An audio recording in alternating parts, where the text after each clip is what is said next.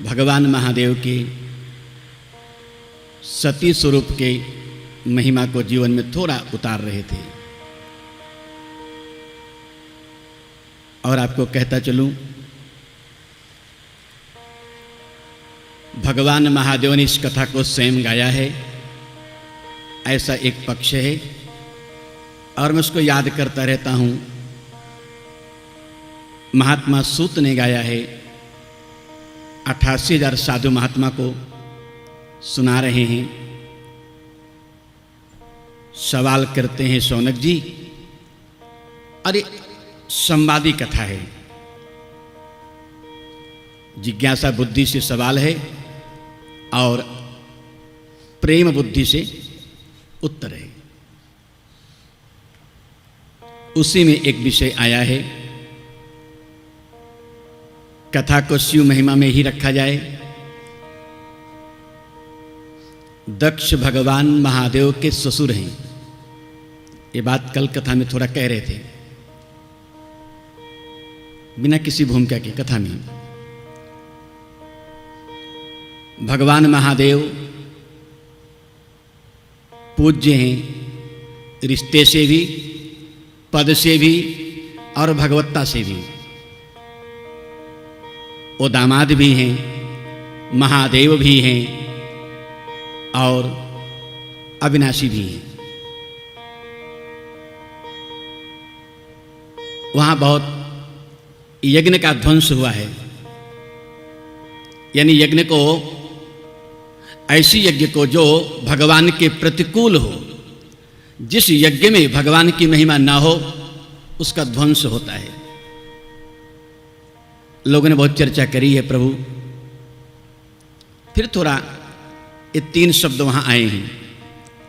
एक शब्द है वाद, एक शब्द है संवाद और एक है विवाद। वाद कहां होता है? पंडितों में। पंडित यानी जाति से नहीं, विषय के जानकार के बीच में, विषय वेत्ता के बीच में। एक विधि का जानकार होगा और एक विधि का जानकार बैठेगा, जो उसमें वाद होगी। वाद यानी चर्चा। जो चर्चा होगी, उस चर्चा का कोई निष्कर्ष निकलेगा, उसका नाम क्या देंगे? वादे वादे जायते तत्वबोधः। कोई तत्व प्रकट होगा, और तत्व की व्याख्या हमने कल करी है, तत् और त्व। तत् यानी वह परमात्मा, त्व यानी जीव। तो अगर वाद होगा, कोई चर्चा होगी, कोई बात बनेगी, किसके बीच में? विषय के जानकार के बीच में। हम उसका शब्द दो पंडित, तो कहीं न कहीं तत्व प्रकट होगा वाद से। संवाद होगा तो कोई गीता प्रकट होगी। कहीं भी आप कथा को ले जाओगे, जब भी संवाद होगा तो कोई गीता प्रकट होगी। जैसे मेरे अर्जुन और गोविंद के बीच में वहां संवाद है वो, और संवाद बना तो जो संवादी सवाल और जवाब का क्रम हुआ, वही गीता है। बहुत सी गीता है, 24 गीता तो प्रसिद्ध है, उसके अलावा भी गीता है। आप कभी पढ़ोगे, देवी गीता है, शिव गीता है, विभीषण गीता है, लक्ष्मण गीता है, कपिल गीता है, हंस गीता है, पर उसके कई गीता है। और केवल और केवल उसका इतना कि संवाद, वाद होता रहेगा, तत्व प्रकट होगा। संवाद होगा तो कोई गीता रूपी पोथी प्रकट होगी, ज्ञान प्रकट होगा। अब तीसरा, तो अब क्या प्रकट होगा? अब तो तय करो। अगर बहुत विवाद हो तो क्या मिलेगा? हो 2 चीज। एक तो सब जानते हैं, कलह। विवाद का फल कलह है। हम ना माने, आप ना माने, मैं अपनी बात कहूं, वो अपनी बात कहे, जिसका कोई सार ना हो। और कलह का एक नाम है कली, यानी कलियुग। इस कलियुग में जो कली शब्द है, इस कली का पर्यायवाची अर्थ करोगे तो कलह, सीधा कहो तो विवाद का एक फल है भगवान से विमुख होना। उसको और थोड़ा निष्कर्ष करो, विवाद का एक और फल है जिसको भगवान शिव के शब्दों में कहूं, केवल और केवल आत्म तत्व से विमुख हो जाना। हाँ, हम यहां आए किस लिए हैं और कर क्या रहे हैं? ये संसार में जीव आता है तो केवल और केवल इसीलिए कि प्रभु आपके बनाए धाम में जा रहा हूं, आपको नाना प्रकार से याद करता रहूंगा। कलह का एक फल ये है कि आत्म तत्व से विमुख होना, यानी जो आत्म परिचय है, जो भीतरी प्रकाश है, उस प्रकाश से दूर होना। यज्ञ ध्वंस हुआ सती के संवाद में, सबने अपनी अपनी बात कही, भगवान महादेव को सबने राजी किया है कैलाश में जाकर के। वहां कोई कहता है प्रभु बिना आपके कोई सत्ता ही नहीं है, आप प्रसन्न हो जाओ बस, और कुछ नहीं चाहिए। साधु मनाए हैं, चारों वेद ने मनाया है, यजमान दंपति ने मनाया है, हाँ, नवग्रहों ने मनाया है, सदस्यों ने मनाया है,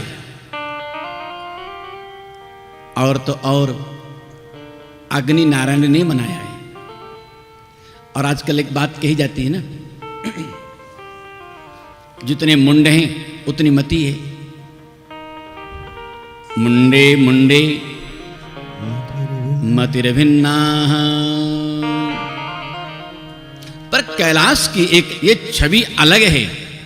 कैलाश में भीड़ बहुत है और मति एक है, मुझे ये कहना है। वहां साधु समाज की भीड़ है, हरि है, हर है, देव समाज है, यहां तक कि नारद जी भी गए हैं। सबने क्या मांगा है? प्रभु केवल आप प्रसन्न हो जाएं। और मैं कहा करता हूं, भगवान से मांगना हो तो भगवान को मांगो बस। जिसके पास जो वस्तु हो वो मांगना चाहिए। भगवान के पास में भगवत्ता है, इसलिए भगवान से भगवान को मानो। सप्रसीद प्रभो माक माकांक्षता। ये भागवत जी का शब्द है। महादेव, यदि आप सच में आप मुझ पर कृपा करना चाहते हैं तो आप प्रसन्न हो जाइए। ये उपनिषद का एक शब्द है। क्या है प्रसन्नता? भौतिक प्रसन्नता वह है कि मुझको मेरी मांगी वस्तु मिल जाए, मेरे अनुकूल वातावरण हो जाए, यह प्रसन्नता है। पर उपनिषद कहता नहीं, प्रसादस्तु प्रसन्नता। प्रसाद, प्रसाद ही प्रसन्नता है। और प्रसाद कैसा भी हो, चाहे वो आशीर्वादात्मक हो, चाहे पूजात्मक हो, और चाहे कृपात्मक हो, कैसा भी हो, प्रसाद होना चाहिए। इसलिए कहता हूं, चित्त का धर्म है प्रसन्न होना, मन का धर्म है हर्षित होना। जो विषयी होता है, जो संसार में आसक्त होता है, शायद वो हर्षित होता है, उसका मन कभी दुखी हुआ, कभी सुख में गया, मन का अतिरेक हो गया, व्यक्ति बहुत हर्षित हो गया, अगले क्षण कोई बात ऐसी आ गई, दुख हो गया। जो साधु होता है, यानी जो भगवान की कृपा पात्र में जीता है, वो प्रसन्न होता है। और अगर मुझे कहना हो, प्रसन्नता भीतरी पुकार है, भीतर की आवाज है।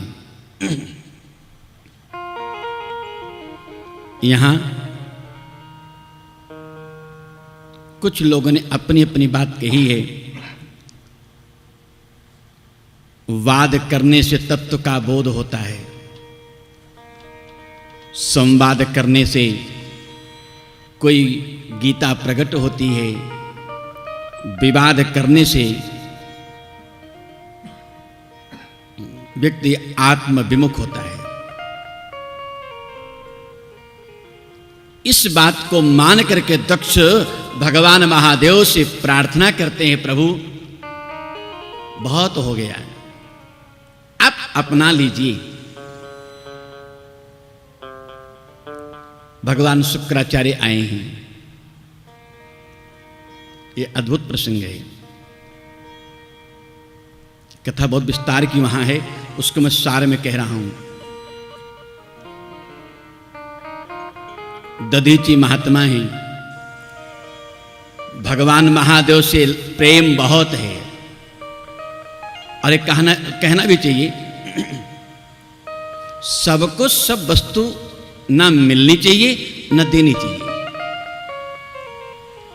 भगवान शुक्राचार्य कहते हैं, मैं जानता हूं तुम्हें,